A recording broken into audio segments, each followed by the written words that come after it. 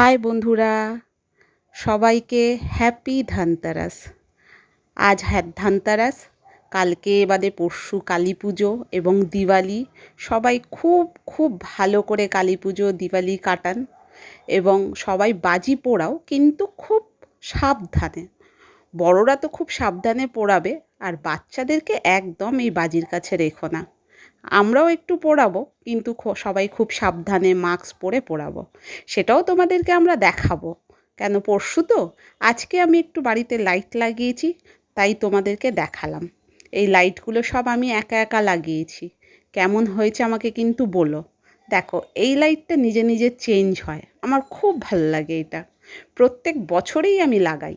এই যে ওপরের লাইটগুলো দেখছেন, এগুলো মাঝে মধ্যে চেঞ্জ করি, একটু এদিক ওদিক করি, কিন্তু এই যে লাইনের যে লাইটটা, এই যে আর কি রেলিংয়ের মধ্যে দিয়ে রেখেছি, এটা আমি প্রত্যেক বছরই লাগাই, কেন এটা আমার খুব প্রিয়। আর এর এত সুন্দর কালারগুলো চেঞ্জ হয় তো, যার জন্য আমার বেশি ভালো লাগে। যাই হোক বন্ধুরা, কেমন হয়েছে কমেন্ট করো। টাটা।